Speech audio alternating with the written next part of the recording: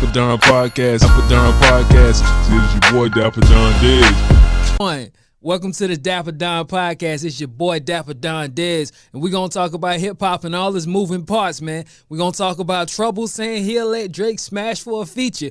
We're going to also talk about Casanova and the indictment. He just got wrapped up in 17 others, including we also going to talk about G Herbo being also indicted on some credit card fraud. We're going to talk about TDE's buying the old Death Row recording studio. I think those brothers definitely harness and pays homage to the hip-hop that came before them, so we definitely gonna, shed some light on that. Tiana Taylor saying she's retiring. We're gonna weigh in on a lot of things, man. But first and foremost, if you see or like it or anything you see or like, hit the subscribe button.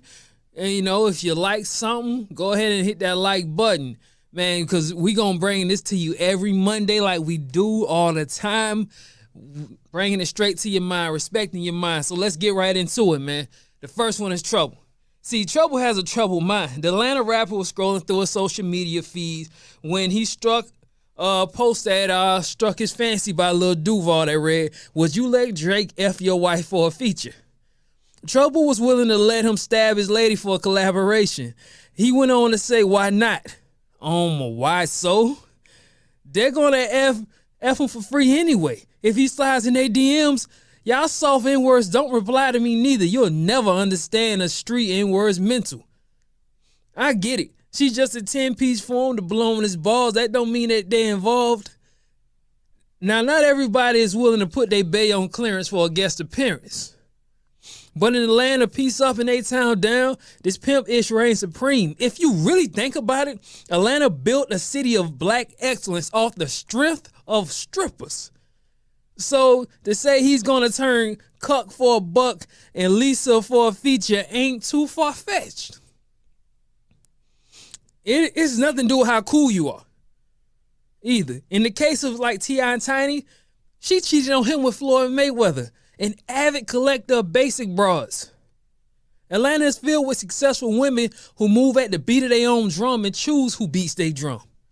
Trouble was criticized for having a lawyer girlfriend not too long ago, who to my knowledge has never lent her skill sets, so to speak, to secure a feature, but I don't put it past him. Trouble went on Twitter to explain his position and clear up some rumors and misunderstandings. He started off with, "Let me clear something up real quick.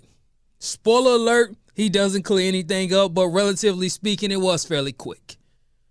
Let me address it because y'all obviously got it effed up. Y'all been living through this social media, living through these social sites. Y'all ain't in the real world.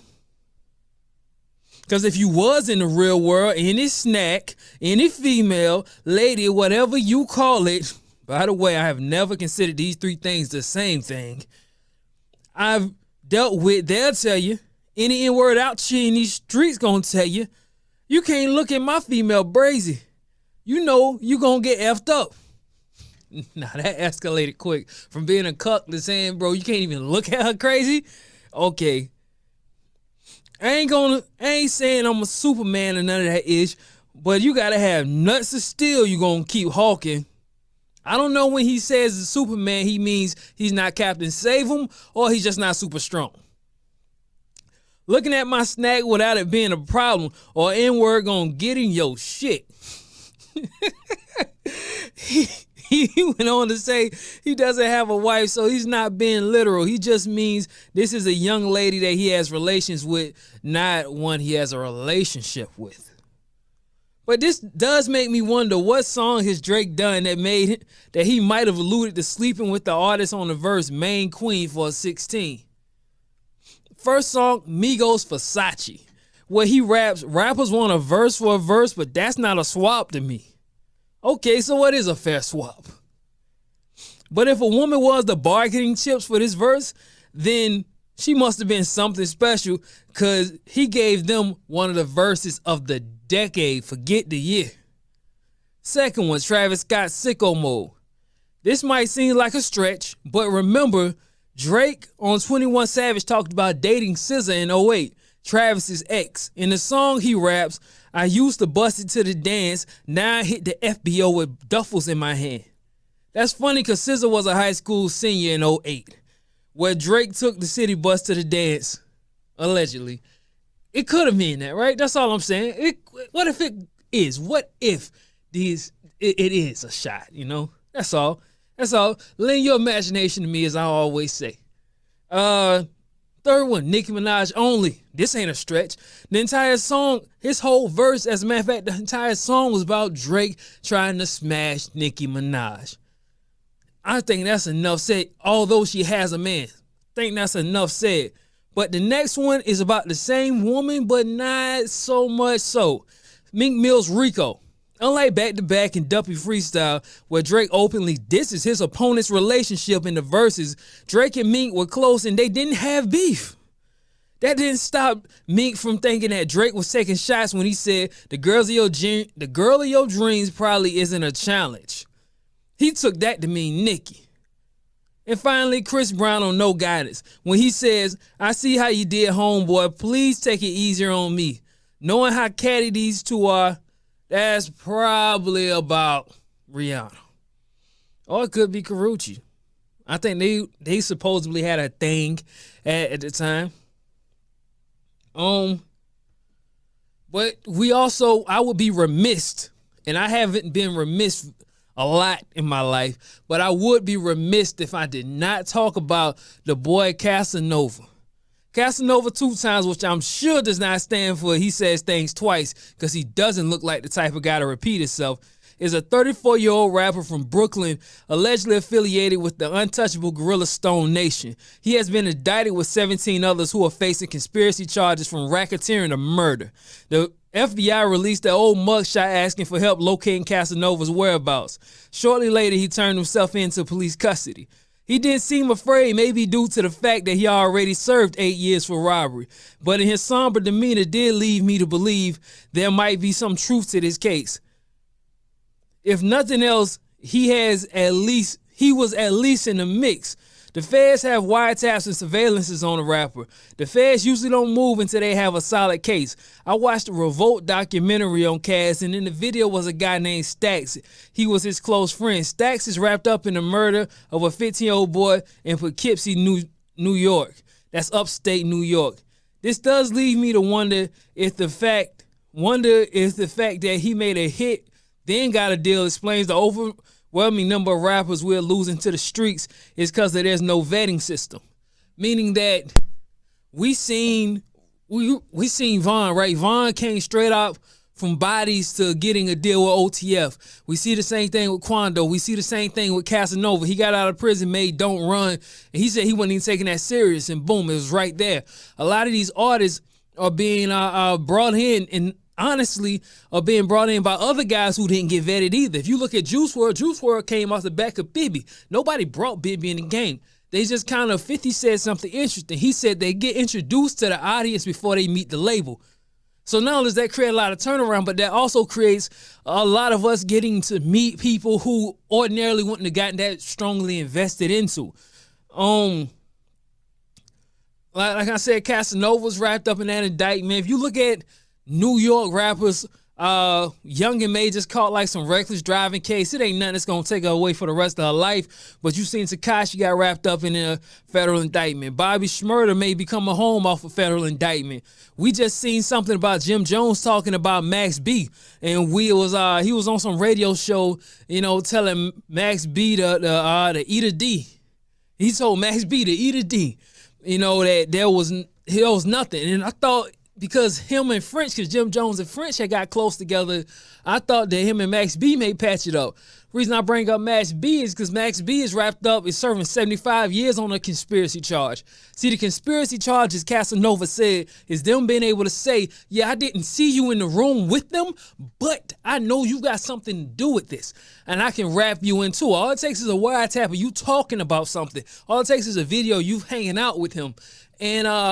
And with there not being any touring, I'm sure you're going to see people swinging through the neighborhood a lot more, people just being in the mix a lot more. Another person, but some of these indictments aren't just recently or something that happened, because that murder that they're talking about Stax did, one of Casanova's close friends. Matter of fact, he didn't do it. He dropped somebody off or drove them there to do the murder. that was in September. This wasn't that long ago. With this particular case, with this particular situation with G Herbo is allegedly involved in some credit card scam where he was buying jets, the puppies, the whole nine. I don't know how true this is because the first thing that came to my mind was people saying that Swiss Beats was involved in this some elaborate car theft ring where he was stealing stolen cars and leasing them, and these conspiracy charges can be very fraudulent. It can be very exaggerated because it ain't about what you actually did. It's about what they can prove, what they can tie you into. You don't never know what he might have thought was going on. That might have been money he thought that his team had actually gathered legally. You let your team book the flights. I doubt he called in, booked the flights. I doubt he was booking all these trips. I don't know how much he's involved in it. If you look at rappers not keeping up with their finances, Fat Joe went to jail for 3 months for not paying his taxes. Now that's different than credit card fraud, but nonetheless, rappers just not understanding where money is coming and going. You even look at Boosie's situation. He's told them, he said Capital One took $492,000 from him. And he's looking for where his money was at, and he's been going left and right. They even told him his brother stole the money. Him and his brother fell out. Now he's saying, now they told him, nah, his brothers didn't do it. There was this whole sting operation, and it gets messy. And Boosie clearly doesn't seem like he's the type of guy to stop and actually hear something out. He goes off the first thing he hears. He built an entire song around saying his brother was stealing when his brother didn't steal anything. And the fact that if him and his brother don't fall out, that's crazy. But, I mean, that's family, though. That's family, but at the same time, I don't know if I would go back to work for him. That was a federal case, dog. You threw my name in the mud. You caught all them bodies. I didn't come out and say nothing. The second somebody tells you something about me, there was rumors that Boosie had put bodies on their homeboys. Had put paper on their homeboys. He didn't just up and throw his hands up like, I'm done with Torrance. No, but anyway, the whole point I'm making is that artists don't necessarily always know what's going on with the money or the money that they're getting that's surrounding them. Like, he just got a Lamborghini for his birthday, G Herbo. He just got like this money green Lamborghini. He's dating our fabulous daughter, who was gorgeous, by the way. He's dating our fabulous daughter, and he ended up getting, this Lamborghini truck, man. It's a dope car. It's a dope car for sure. But he don't know how that car got paid for. He don't know who paid for that or how it got dealt with. He just did it. And it's funny because he was just giving a very powerful message after the death of King Von. He said it wasn't particularly about anyone in particular, but he talked about, making the smarter decisions and the better decisions. Matter of fact, he wasn't the only one that really talked about that. You had Yellow Beezy. He was talking to Hip Hop DX, and they had a talk, and it seems like everybody's pretty much saying the same thing. Nobody's actually pointing fingers at the situation. Like I said, I ain't gonna talk about it too much. Nobody's really pointing the fingers at any situation, even though we kind of can look and see what it was. That you just have to make sure that you're changing the type of friends you're hanging around with, that you're not, associating yourself with all this different type of trouble and stuff. And I think that's a lot what we see going on, because it's the other side of the coin, right? Everybody say, I need to keep hitters with me. They should have kept hitters with them. They should have kept shooters with them. They would have kept somebody on deck with them. None of this would have happened. That's not true.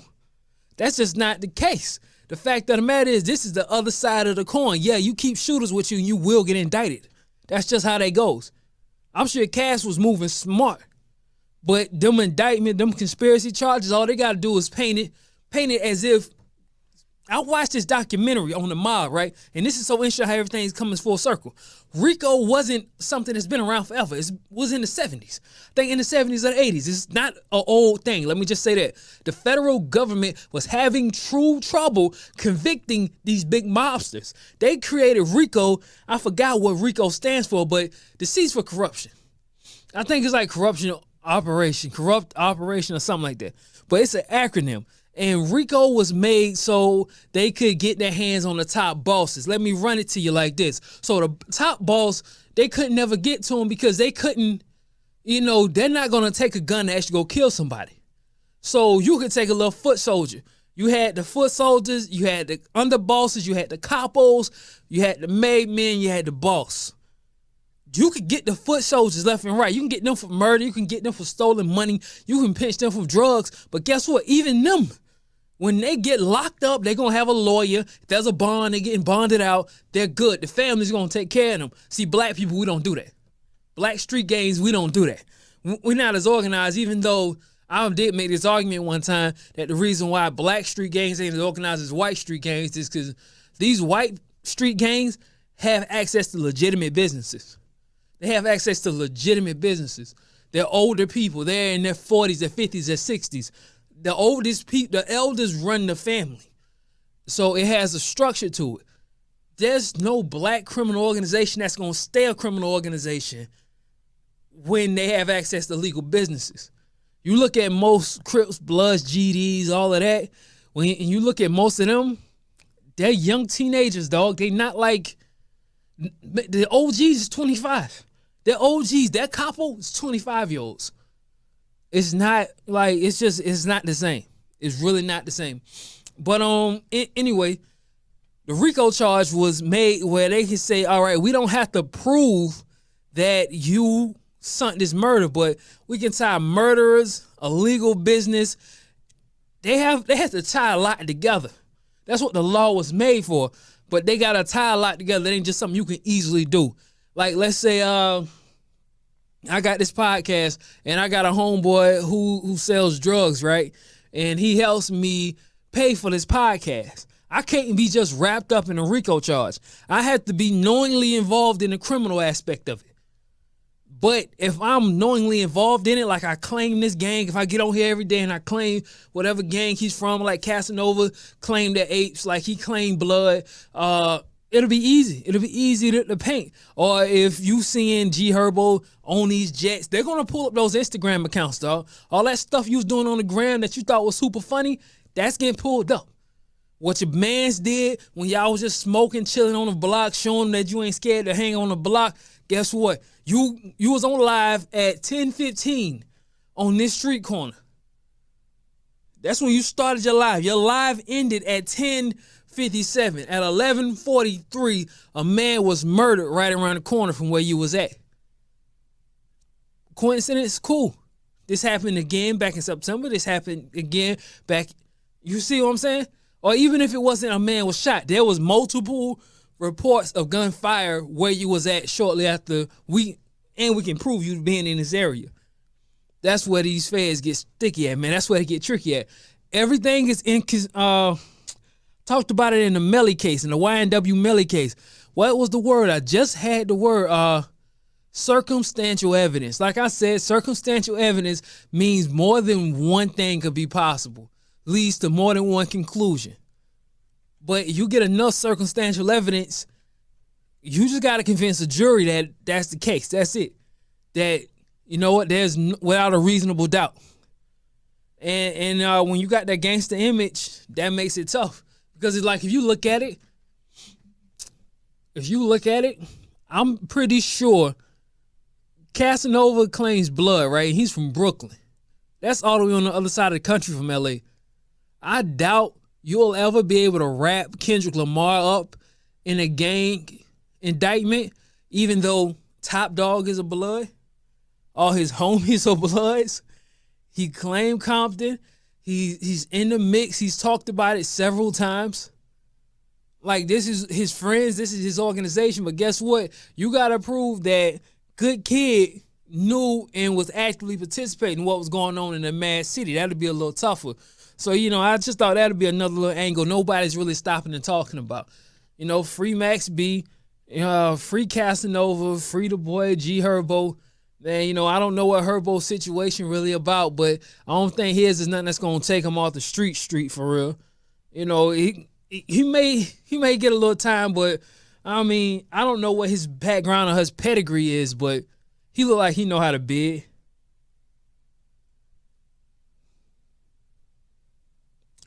Let's see. We got a lot of people talking about this COVID situation, and it looks like more and more concerts are going on. The country's opening up, and some people saying that that's probably the reason why a lot of these shootings is happening, because they're in these little packed nightclubs going to get a bag where they can get a bag instead of just sitting back and just seeing how it all play out. So look, this is Lupe saying that his fans will be required to get COVID-19 vaccinations to attend his concert. So look, let me run it to you. As the entire world awaits a COVID-19 vaccine, like the United Kingdom is one of the first countries in line, and Lupe Fiasco is here for it. Last week, the Chicago native shared an Instagram post featuring a CNET article with the headlines, whatever COVID-19 vaccine will go into use in the UK next week, and reveals it will be required for his fans if they want to see him perform. Let's get it, he captioned the post. You will be required to be vaccinated to come to my concerts. The COVID-19 pandemic has been ongoing for over 8 months and it claimed the lives of over 279,000 Americans worldwide. The statistics are more dismal, with over 1.5 million people succumbing to the disease, according to the latest data from the Center for Disease Control and Prevention. While influenza and Moderna, I don't know how to pronounce these names, yo. I'm sure the media's probably been talking about it all the time. I'll be cautious on how much of that stuff I take and how much of that stuff I eat, bro.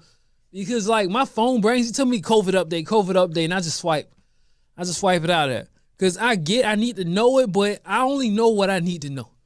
What do I need to do? How do I need to move? We wearing face masks, cool. We don't hang out in crowded places, cool. But I don't need to just be bombarded with it every day. They want you to live in fear forever.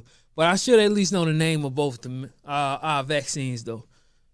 But both have vaccines ready to go. CNN reports on Saturday it won't be enough for the United States.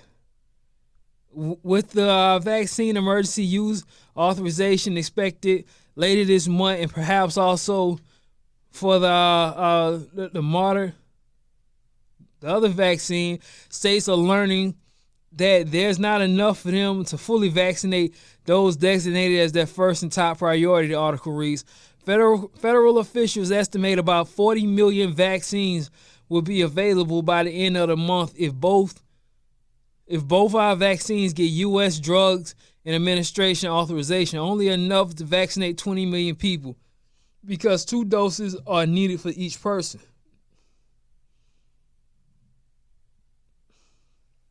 Oh, this is crazy. But influenza is only expected to have 6.4 million doses of vaccines ready by mid-December. Nevertheless, there does seem to be a light at the end of the tunnel, although it will likely be an uphill battle convincing everyone to take the vaccine. Meanwhile, the pandemic has crippled the music industry in the process and will be a long road to restoring any sense of normalcy we have prior to the outbreak. Fiasco presumably just wants to ensure his fans' safety once live performance do resume after all. It has taken the life of, Fred the Godson, the Booyah Clan dude from Booyah Clan, Gangsta Red, and nearly killed Jeremiah and Ghetto Boys MC Scarface, to name a few. Not to mention all the people COVID-19 has killed that wasn't sick. Rest in peace, Mo3 and King Von, who I don't think would have been in the situation they was in had they still been moving. NBA Youngboy is another one, but we got the opposite end of the spectrum. Youngboy never broke again. Apparently isn't too concerned about his fans' safety amid the COVID-19 pandemic. He's definitely a shooter. On Saturday, the 21-year-old rapper, he's grown up. 21-year-old rapper has hosted a concert in Orlando, Florida. Where was I at? One of hundreds of people were crammed inside to watch him perform their favorite Youngboy songs. In a video shared by academics, very few people was wearing masks or practicing social distancing despite the recent surge in cases around the United States, according to the press release issued on November The concert was originally scheduled for April, but was postponed due to the pandemic. The press release about the makeup date made no mention of mass social distancing being required. Listen, I'm not. Last month, Lil Baby faced an onslaught of criticism after he performed at Houston nightclub to a packed crowd. Speaking to ABC 13, Houston Mayor Sylvester Turner called videos of the performance very disturbing. He added, "The way I look at it is quite selfish on their part. There are many businesses and managers that are doing the right thing, and I commend them. But there are some who are simply ignoring the healthcare precautions and the protocol." Well, can we ask this question? Can we ask this question? Do we think that, because I heard some people say that these people are desperate to get a bag. They want a bag. They want a bag. Could it be possible that these people are only doing these shows not because of money, but simply because they're bored? You become claustrophobic, right? Like, my life hasn't changed a whole lot since the pandemic. I still work the same, and I know I'm blessed to be able to say that because a lot of people can't say that. I think I got sick once.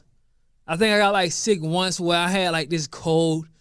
I still went to work. One of my eyes got a little blurry. I don't know what that was about, but I can't say exactly what that was. But I've only gotten sick that one time. I wasn't really getting sick. I wasn't having, all of these problems, all of these healthcare concerns. And I think sometimes we start taking that for granted. It's, especially as young people, as healthy people, as people who have been, in healthy situations. We like, man, I've been sitting in the house. I lost a whole year of my youth. I lost a whole year for nothing, for something that wouldn't have killed me. And when we listen to 279,000 people, that's not a big enough number to shake somebody. It's really not. 279,000 people, it's like, okay, but I'm going to pause my whole life forever for something that's not even it didn't even kill 1% of Americans. This ain't didn't kill 1%. It killed 10% of 1% of people. It's like, no, I personally, I wouldn't have. I get them feeling like, nah, I'm not doing it. Although the mayors and the governors and everybody, it does kind of frustrate people because it feels like, all right, y'all not being transparent with us on what your actual plan was, because you said 2-3 weeks. Now you saying nothing's going back to normal until this vaccine. Well, my question about the vaccine is, all right, well, you bring back the vaccine. Of course, these old people don't mind sitting in the house. That's all they do. But you kind of slowing everything up, and you don't seem to have a plan. You don't seem to have any transparency. How do we know what's going on? Joe Rogan and Dave Chappelle, which I'm surprised to see that they did an interview together. And the one thing I love about Dave Chappelle, he brings Donnell Rawlings everywhere with him. Every time I see an interview with Dave Chappelle, Donnell Rawlings is there. But anyway, Dave Chappelle was talking about that. He said it really gives people a time to reflect. He has such interesting perspective, and this is why he's such a good comedian. He said it gives people time to reflect on, you're now stuck in the house with all the things you bought. You're stuck in the house with your choices, the people the person you married, that you date, the kids that you made, the stuff that you bought. Are you happy with this stuff? I think that's a kind of skewed way to look at it, because it's like, well, I didn't buy these things just to sit in here with it. I didn't buy this Corvette just for it to sit in the garage. I didn't marry this woman just to be stuck in the house with her, right? I wanted to have my Corvette and my hot rod wife on the road. So no, I don't think it's a great way to reflect on what you have, but it is a great way to ask where you going. It's a great time to stop and look and say where you going. 2020 is going to be a different kind of year for everybody. It's a rough year for everybody, but it's all how you take it. I could say, honestly, 2020, I feel I can say in 2020, I've definitely grown. I started taking this podcast serious. You think about it, this really just started cracking in 2020.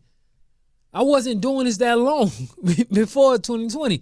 So it's the year of birth. For some, it's the year of death. It's the year of rebirth, resurrection, reflection. It's something different for everybody, man. But I think that these artists are ready to get started. Drake's talking about coming out in January. Drake doesn't seem like he's going to drop a project without getting some kind of momentum or runway going. He making live off songs and music, but I think he's gonna want to get out on the road and talk about it. What's it say? The Weeknd and Chance the Rapper roasted by music icon Dionne Warwick, and they're here for it. Oh, let me see. I gotta see what this is about. Dionne Warwick was like an old singer. She kind of got at Beyonce not too long ago. So what's it say? Chance the Rapper and The Weeknd didn't know what they were in for once Dionne Warwick kicked off a Twitter rampage on Saturday night. The iconic singer evidently had some spare time to ask some hard-hitting questions about the current artist being with Lil Chino, whoever that is. Beginning with Lil Chino, I guess that's supposed to be Chance, whatever. Hey, at Chance the Rapper, she started. If you are very obviously a rapper, why did you put it in your stage name? I can't stop thinking about this.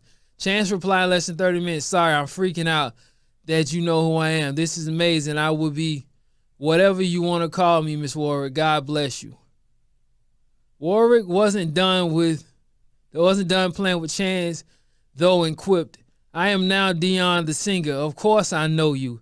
You're the rapper. Let's rap together. I'll message you. From there, she shared Chance's duet with Justin Bieber's Holy, saying it was one of her favorite songs right now. Warwick then set her sights on The Weeknd and tweeted, The Weeknd is next. Why? It's not even spelled correctly at The Weeknd. Unsurprisingly, Canadian crooner was thrilled and quickly replied, I just got roasted by Dionne Warwick and feel honored. You just made my day. He had a laughing emoji and 3 hearts at the end. I'm not thinking it's funny. Whatever. Wrapped up her Twitter spree with, if you have the in your name, I'm coming for you. If you have the, I guess like the in your name, I'm coming for you. I need answers today. Then she went back to watching Lucifer on Netflix. That's an interesting thing to say. She just turned 80, so she's a little crazy. Eminem showed up on the Eminem also showed up on a Saturday Night Live skit. I don't think Saturday Night Live is funny. Am I the only one that feels that way? I didn't even know Peter. I about called him Peter.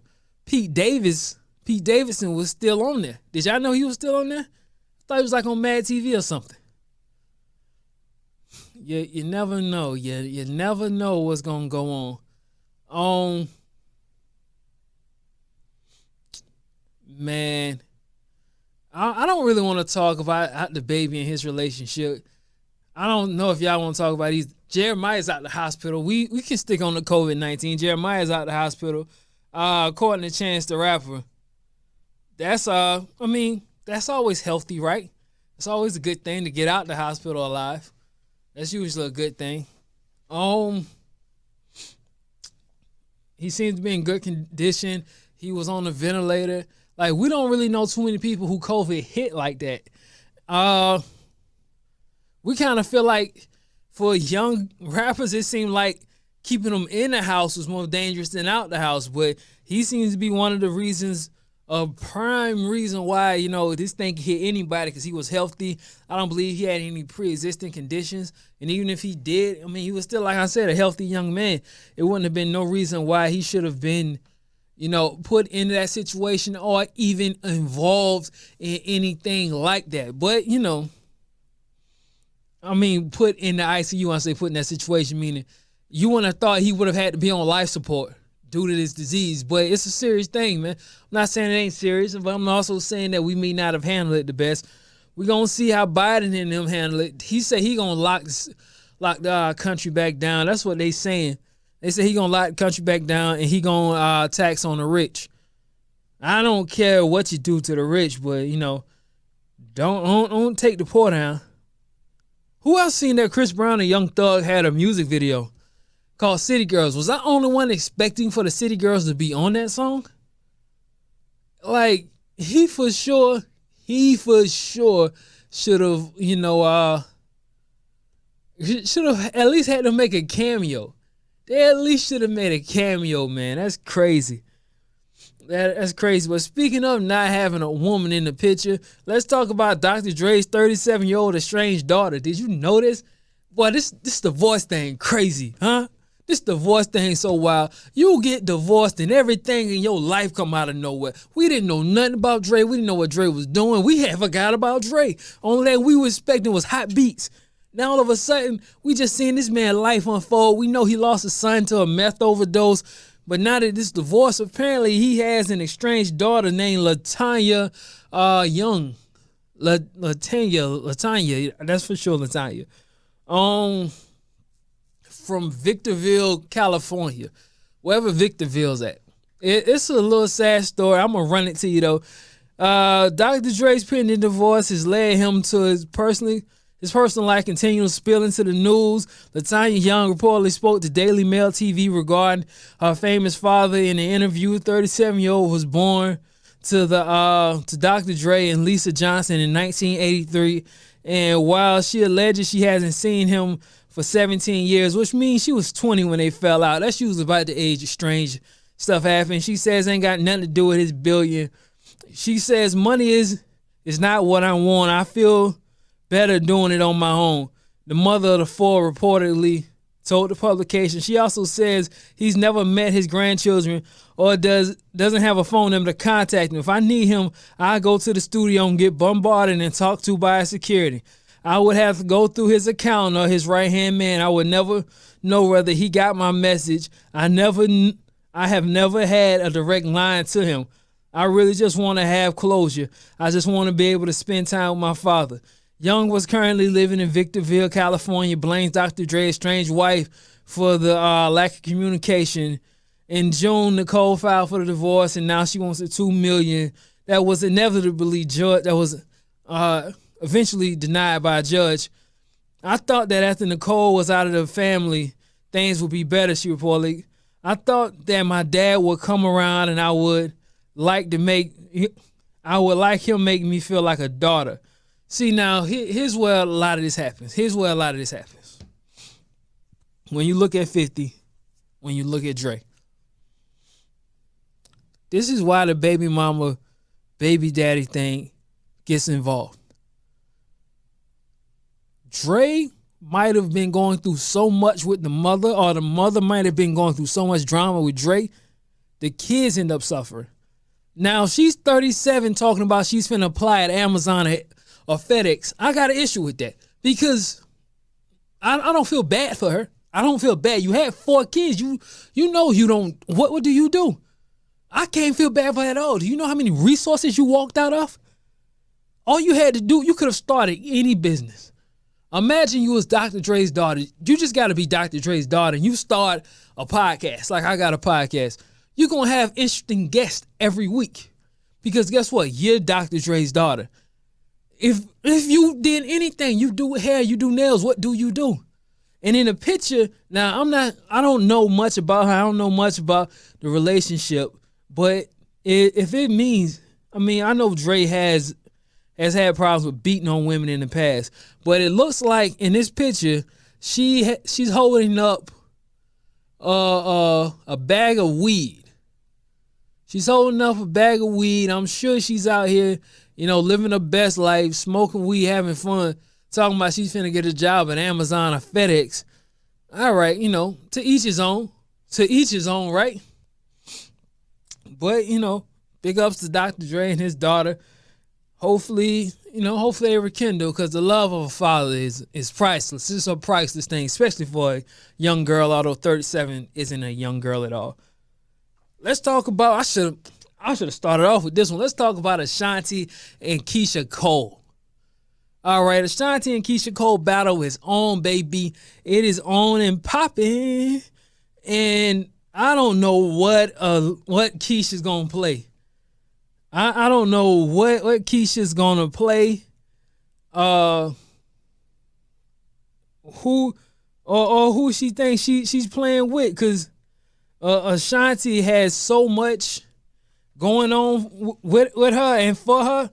I think the best thing that Keisha can do is just who she go up against, though. She's not gonna.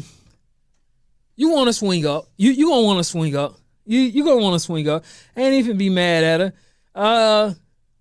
Ashanti's 42. That's the thing. Ashanti's 40, and man, she looks amazing. But a lot of Ashanti hits do come from 2002, 2003. I do be hearing Keisha Cole in the grocery store sometimes. Like sometimes I be in the grocery store, I be hearing Keisha Cole. But let me show you about 5 songs I don't see Keisha Cole getting around. She ain't getting around Foolish, even though that's her bag. Foolish is Keisha Cole's bag. She ain't getting around that one. Rain on Me. What she got? Baby Never Should Have Cheated can beat Rain on Me. No, not Rain on Me. Rock With You. Rock With You. Maybe she gonna go Heaven Sent. If you gonna go Heaven Sent against Rock With You, but Baby, don't go up against Baby. Happy, she got something for Happy. She got something for Happy. The Way That I Love You. Good. She gonna get good out of here. Well, you know, now that I'm looking at her lineup, Down For You. When a Man Does Wrong. When a Man Does Wrong. Mother Never Should Have. Okay. All right. Let me see what Keisha Cole got. Because Keisha Cole might have something for him. Keisha might prove me and everybody else wrong, but I don't see Keisha, because this ain't even playing like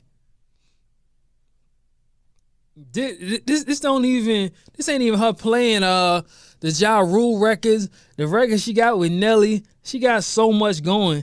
But yeah, like I said, a lot of her stuff is a little bit more closer to this time. She got maybe about 3-4 years on her.